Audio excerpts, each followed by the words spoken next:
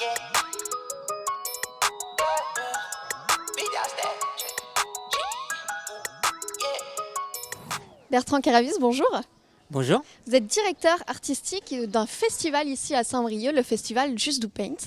Il va se dérouler du 1er au 4 juillet, tout début juillet. Est-ce qu'on peut dire aujourd'hui que ce festival est attendu ici à Saint-Brieuc?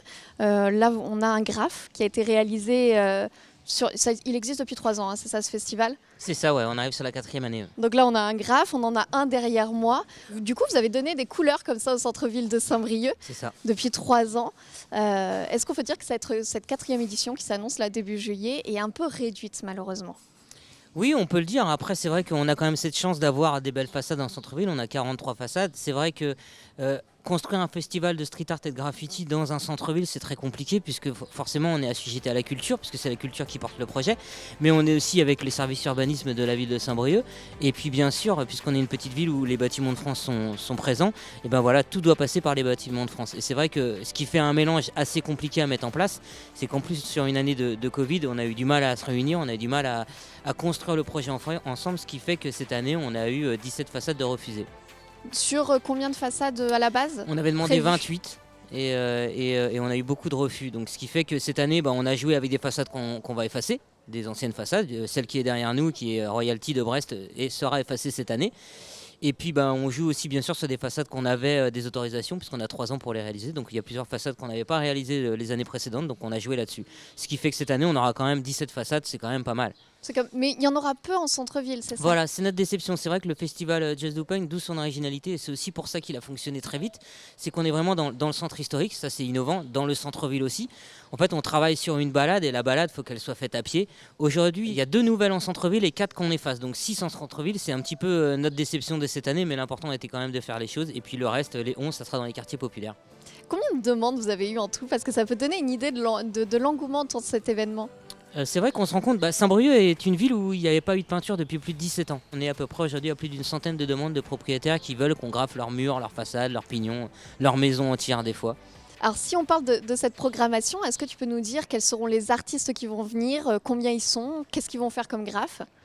Cette année, on a une vingtaine d'artistes issus de la culture graffiti, de la culture du street art. Forcément, année Covid, d'habitude, on utilise toujours notre réseau et on ouvre à l'international. Mais cette année, on a fait dans le 100% français. Parce qu'on ne voulait pas prendre de risques cette année et puis on a un très bon vivier en France, donc cette année c'est principalement que de la France. Ces 20 artistes viennent de la France.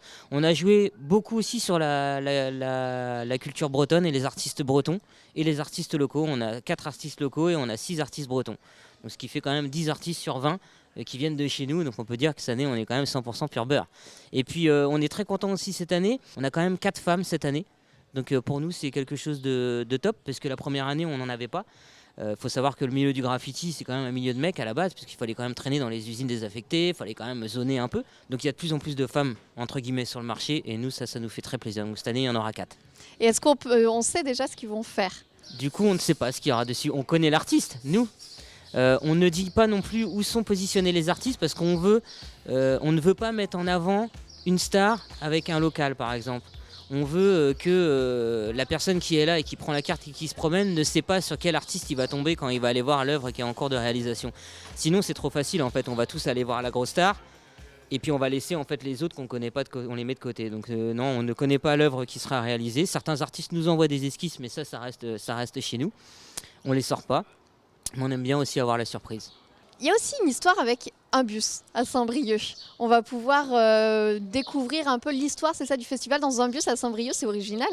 Ouais, c'est ça, c'est qu'on a de la chance d'avoir voilà, ce festival, et je pense que les Briochiens attendaient d'avoir un festival, avoir une identité pour la ville de Saint-Brieuc. Finalement, ce festival donne bien l'identité de la ville de Saint-Brieuc, c'est une ville qui s'y prête bien. Finalement, Saint-Brieuc, c'est une ville aussi qui est assez punk par son histoire, donc finalement, le street art, le punk, la rue, tout ça, ça se rejoint. Mais c'est vrai qu'on a de la chance d'avoir des partenaires qui nous tiennent, Terre et Habitat, qui nous met à disposition des très gros murs. On a aussi le réseau Tube, qui nous soutient depuis la 2e édition. On aura cette année un tourbus, comme l'année dernière, qui va être mis en place. Et on a eu la chance de créer un partenariat avec ETG sur la mise en total covering, en autocollant d'un bus fait par des artistes KT Action de Chambéry. Et qui va circuler. Qui circule déjà sur la ligne A à Saint-Brieuc et qui va circuler pendant le festival. Donc il prendra les passagers pour les amener sur les fresques. Et il continuera toute l'année ? il continuera toute l'année et sûrement que l'année prochaine on changera et puis on le refera faire par un autre artiste. Donc il y a beaucoup de choses à venir voir à Saint-Brieuc début juillet. C'est ça, il faut venir à Saint-Brieuc début juillet. Je pense que c'est le lieu où il faut être du 1 au 4 juillet.